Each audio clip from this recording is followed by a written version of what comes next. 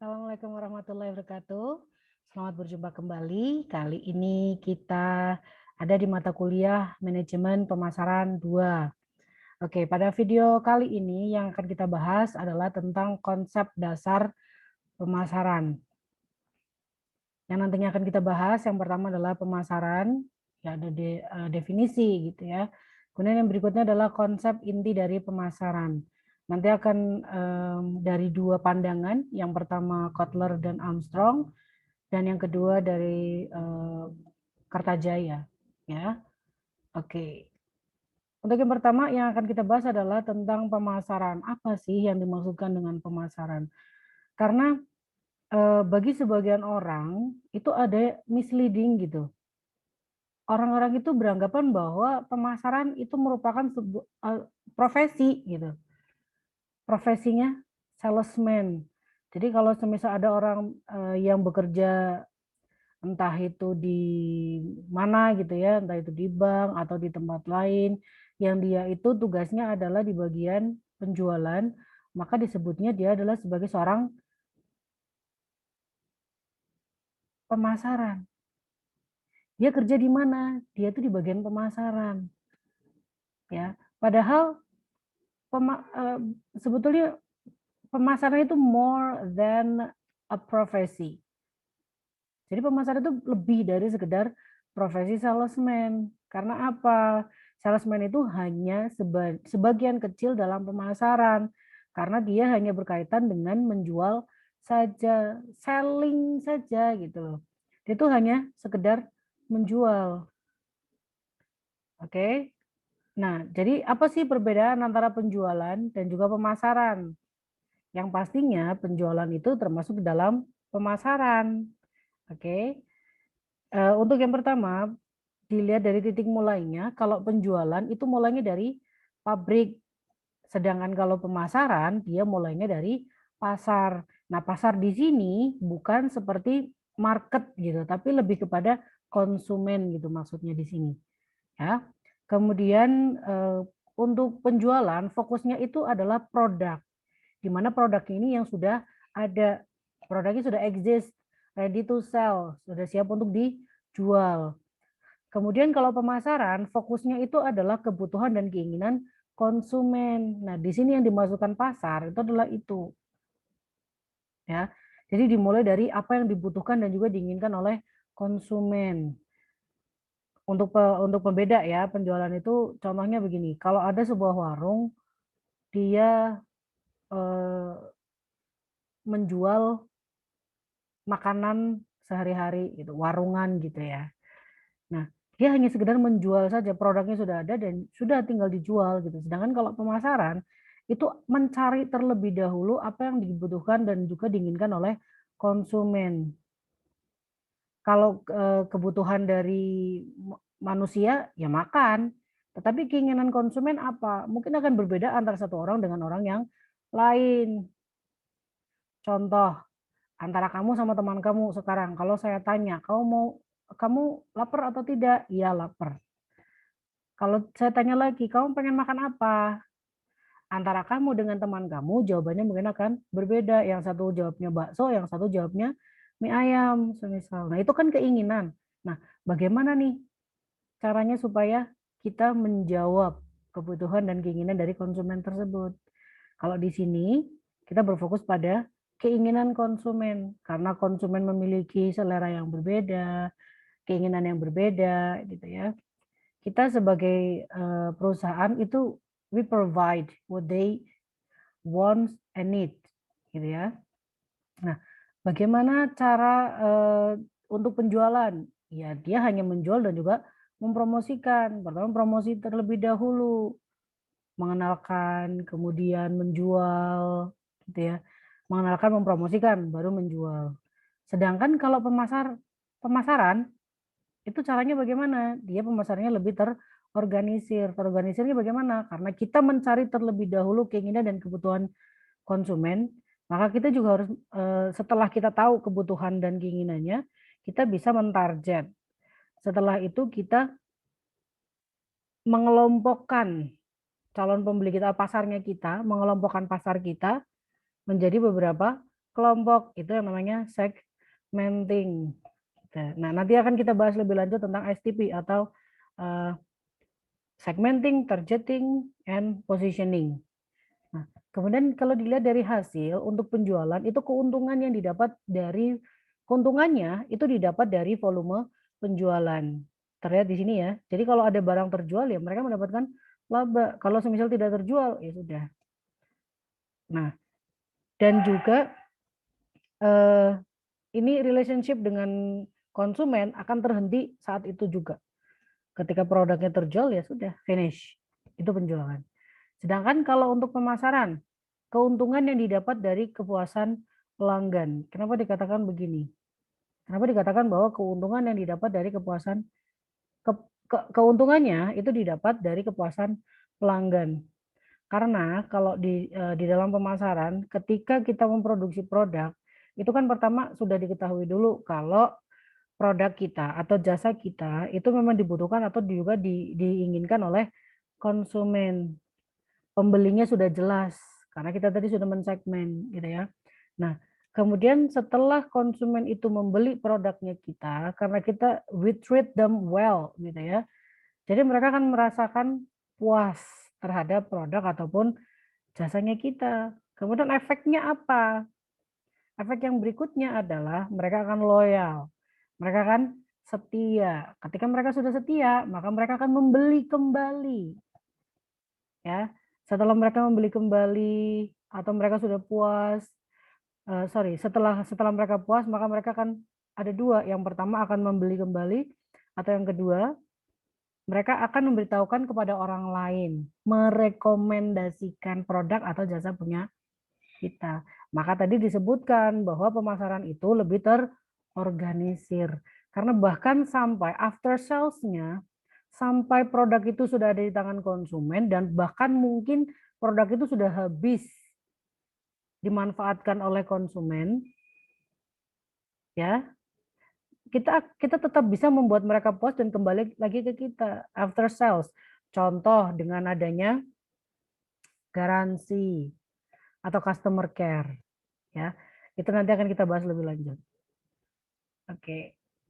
Nah, kemudian sebetulnya definisi pemasaran itu apa? Karena kan tadi sudah disebutkan bahwa pemasaran itu bukan selling, bukan penjualan. Jadi apa definisi dari pemasaran? Ya, nah ini ada tiga ya. Yang pertama dari Santon. Menurut Santon, pemasaran itu merupakan suatu sistem keseluruhan dari kegiatan-kegiatan bisnis yang ditujukan untuk merencanakan dari awal berarti ya merencanakan, menentukan harga, mempromosikan dan mendistribusikan barang dan jasa yang memuaskan kebutuhan baik kepada pembeli yang ada maupun pembeli potensial. Ya.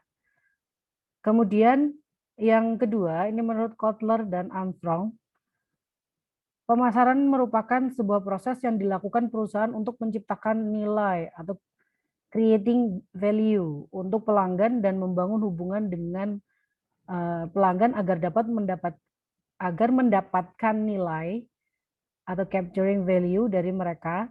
Mereka di sini adalah pasar di sini maksudnya adalah konsumen.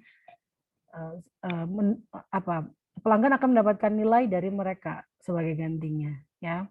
Kemudian yang terakhir menurut IB, pemasaran merupakan suatu proses sosial dan manajerial yang mencakup individu dan kelompok guna mendapatkan apa yang mereka butuhkan dan inginkan dengan cara menciptakan, menawarkan, dan mempertukarkan jasa yang bernilai dengan pihak lain. Pemasaran berusaha menghasilkan laba dari jasa yang diciptakan sesuai dengan tujuan perusahaan. Nah, di sini ada mempertukarkan jasa yang bernilai dengan pihak lain, mempertukarkan. Nah, maksudnya apa? Akan kita bahas nanti setelah ini akan kita bahas ya.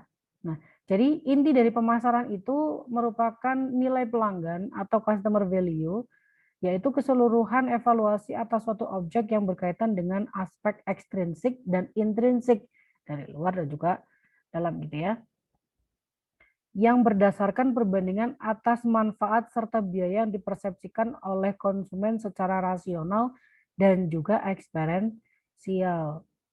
ya. Jadi secara rasional dan juga berdasarkan pengalaman pengalaman mereka, pengalaman yang seperti apa? Pengalaman ketika memanfaatkan atau mengambil manfaat dari produk ataupun jasa.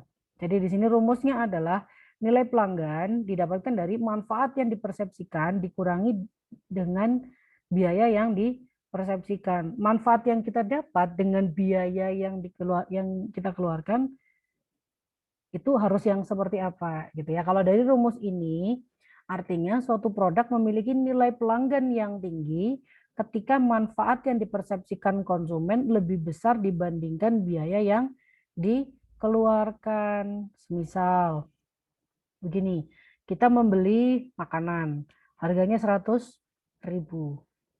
ya.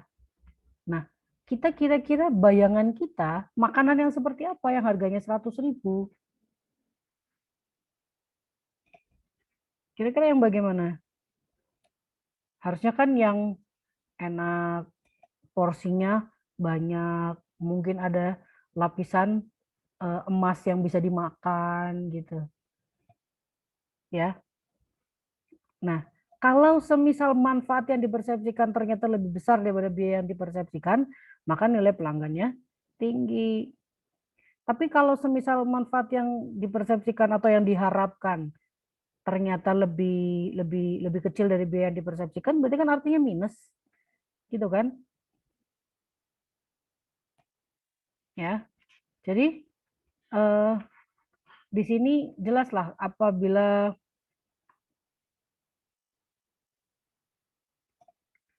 contoh lagi begini,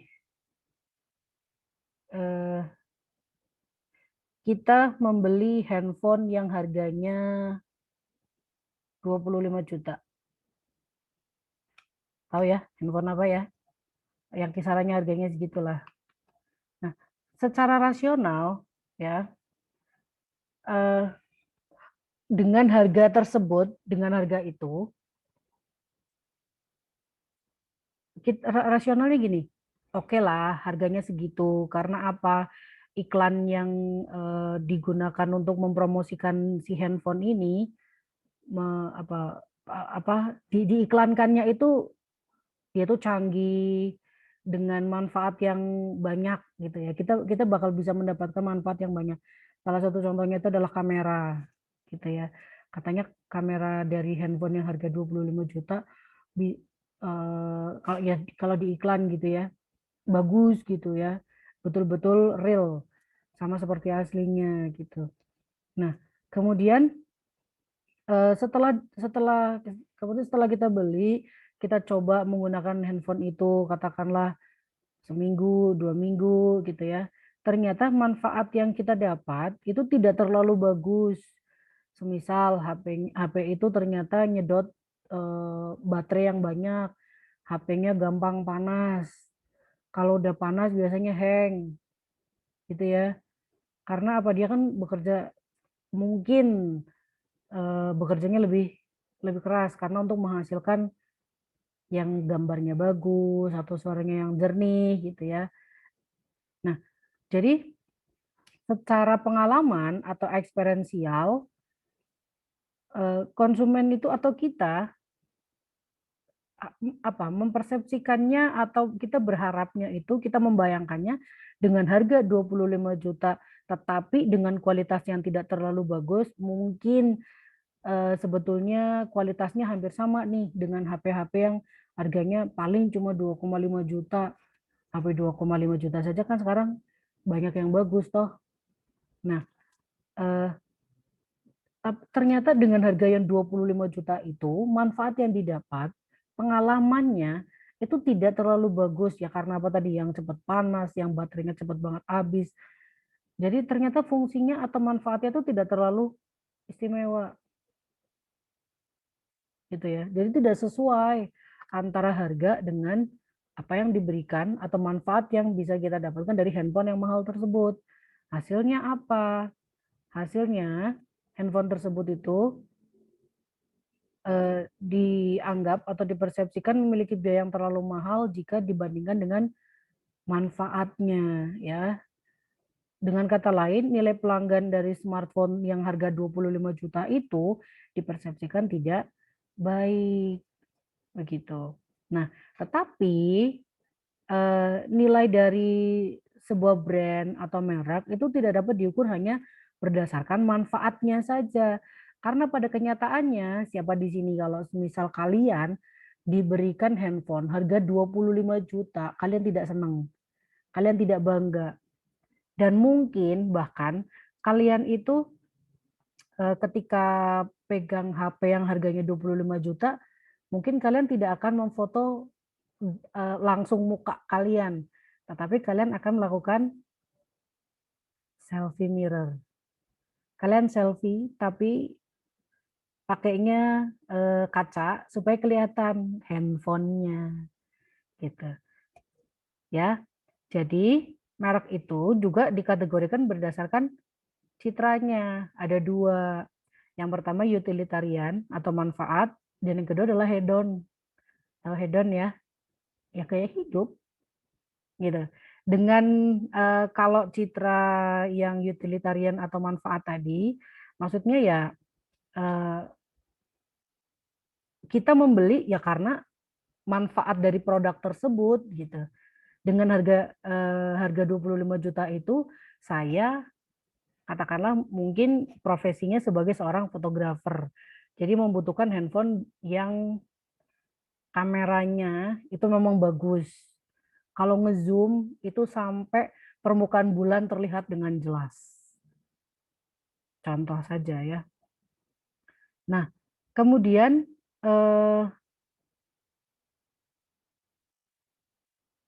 yang kedua itu hedon ya.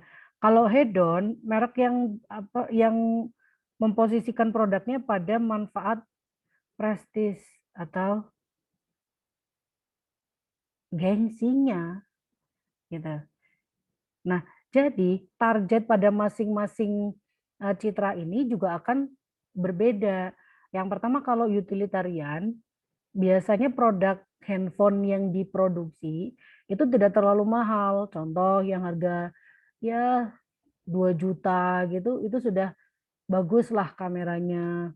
Kemudian RAM-nya sudah besar gitu, tetapi kameranya itu tidak bisa ngezoom sampai permukaan bulan. Ya yang penting kan manfaat untuk foto gitu kan. Sedangkan kalau yang hedon itu contohnya ya produk-produk yang sekiranya ketika konsumen menggunakan produk tersebut, maka nilai harga dirinya, gengsinya itu akan naik gitu. Orang akan melihat kalau semisal nih eh, selfie pakai mirror gitu ya, pakai kaca di depan kita foto, handphonenya di sini, mukanya nggak kelihatan, handphonenya di sini. Tapi di sini ada mereknya gitu. Gitu ya maksudnya ya, antara utilitarian dengan hedon. Oke. Kemudian untuk konsep inti dari pemasaran seperti yang terlihat di screen ya. Yang pertama adanya kebutuhan. Kebutuhan di sini keadaan merasa tidak memiliki kepuasan dasar. Ya needs lah, kebutuhan ya. Gimana sih maksudnya gitu. Contoh, semua manusia butuh makan. Siapa sih di sini manusia yang tidak membutuhkan makan?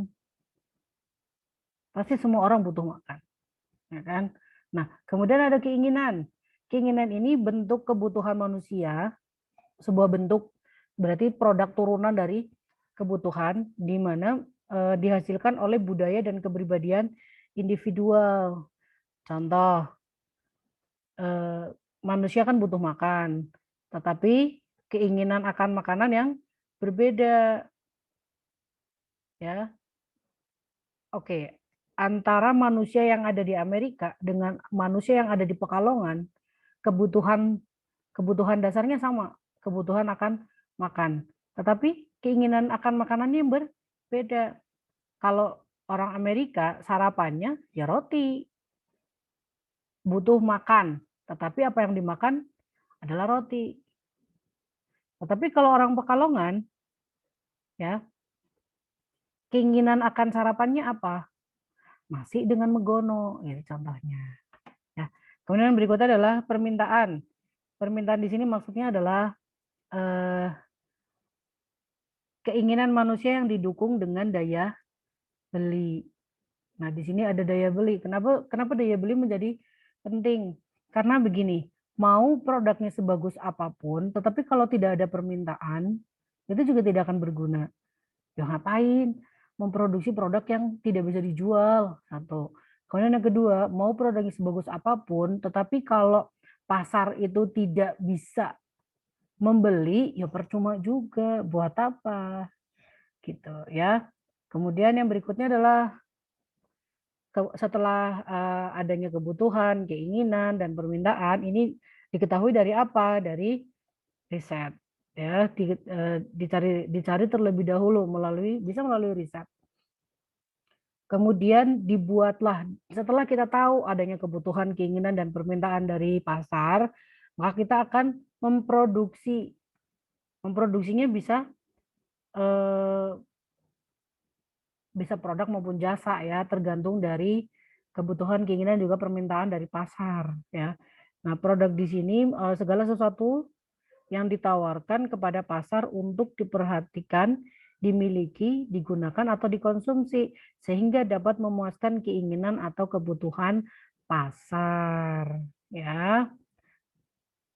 Nah, di sini produk di sini bukan hanya produk yang berupa fisik ya saja ya, tetapi juga ada jasa, orang, tempat, organisasi, dan juga ide. Ya, ya kayak desainer itu sih jualannya apa? Kan jasa, ya kan ide juga, ya kan yang dijual gambar gitu, desainer. Oke.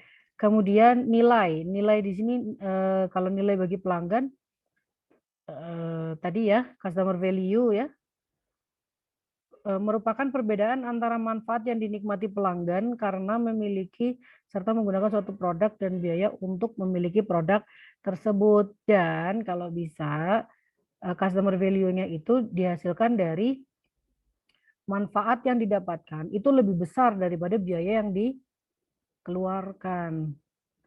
Ya, ada kaitannya nih tadi antara nilai dan juga biaya. Kalau semisal nilai pelanggan itu tinggi, maka dia akan puas. Oke. Nah, eh, di sini kepuasan itu dianggap jika kualitas produk melampaui harapan tadi ya. Kemudian ada pertukaran. Pertukaran di sini merupakan salah satu cara mendapatkan suatu produk yang diinginkan. Nah, kalau pertukaran itu didapatkan dari mana? Ya, dari transaksi, gitu ya. Nah, kemudian eh, kemudian si produk yang tadi ada dipasarkan gitu ya, dipasarkannya melalui siapa? Si pemasar. Oke. Nah, kemudian eh, ada model dasar pemasaran di sini tadi sudah saya sebutkan ada menurut dua ya. Yang pertama Kotler and Armstrong dan yang kedua itu menurut Kartajaya. Oke.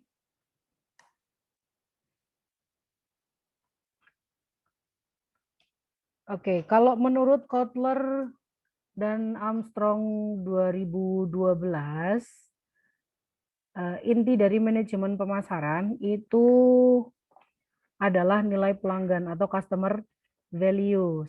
Tapi kalau eh, menurutnya Kotler dan Armstrong, si inti dari manajemen pemasaran atau si nilai pelanggan ini mempengaruhi aktivitas pemasaran yang selanjutnya, yaitu ada perumusan strategi dasar, taktis, dan juga program-program selanjutnya, yaitu program, ya pastinya ya, program-program dalam pemasaran. Oke, kalau di gambar yang ada di screen, itu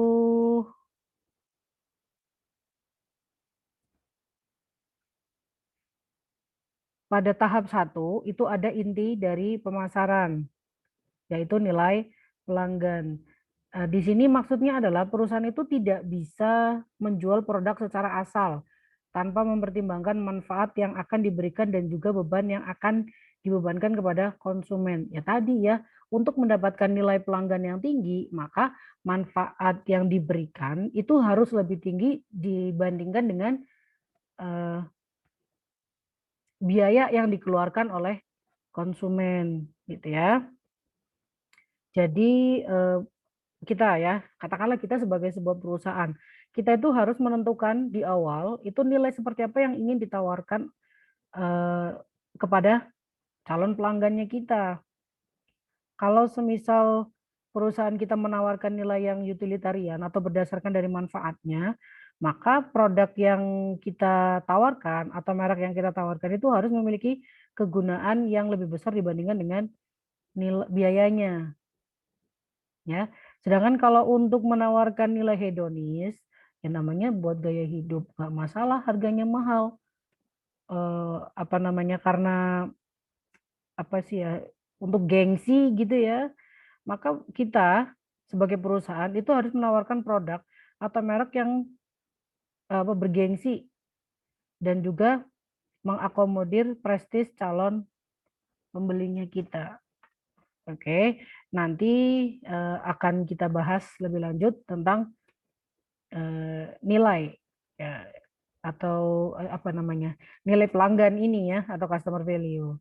Nah, yang kemudian yang kedua, tahap yang kedua itu adalah eh, menentukan strategi dasar dari pemasaran. Kalau di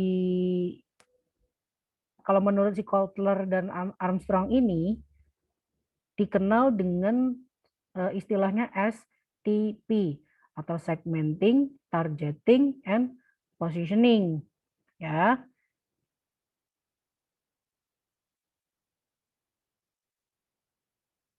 Dan eh, sedikit tentang segmenting, targeting, dan positioning tadi sudah dibahas sedikit ya. Nanti akan kita bahas pada video yang lain saja. Oke.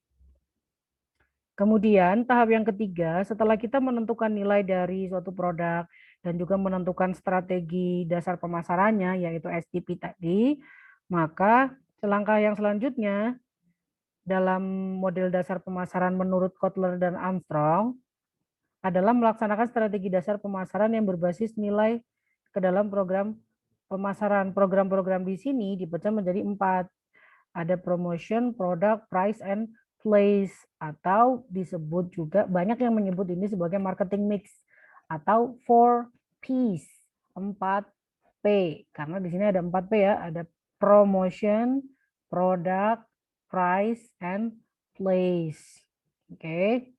Atau disebut juga dengan bauran pemasaran. Nah, bauran pemasaran atau marketing mix itu apa? Ini merupakan sebuah taktik yang mengintegrasikan 4 alat pemasaran, yaitu promotion, yaitu promosi, produk, ya produk, price, harga, ya. Dan yang terakhir adalah place, ya, atau tempatnya. Nah, oke. Kemudian yang berikutnya, kalau tadi menurut Kotler dan Armstrong, ini menurut Kertajaya, ya.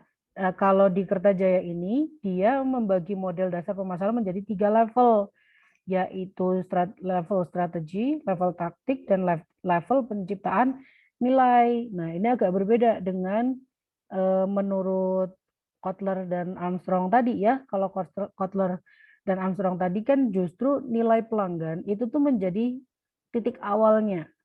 Sedangkan kalau Kertajaya, nilai pelanggan itu justru pada akhir, ya. Tapi memang mereka ya sebetulnya intinya sama-sama sama juga, sama-sama eh, menekankan bahwa STP atau segmenting, targeting, positioning tadi berada pada level strategis. Sedangkan yang marketing mix, yang 4Ps tadi, product, price, place, promotion, itu berada pada level taktis. Oke. Dan kalau ditanya mana yang lebih efektif kalau diaplikasikan